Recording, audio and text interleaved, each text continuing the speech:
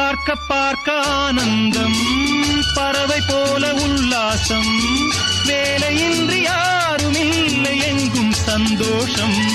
வெறும் பேச்சு வெட்டி கூட்டம் ஏதுமில்லை இந்த ஊரில். கள்ளம் கபடம் வஞ்சகமின்றி கண்ணியமாக ஒற்றுமை உணர்வுடன் வாழும் சிங்கப்பூர். அக்கரை சீமை அழகினிலே மனமாட கண்டேனே புதுமையிலே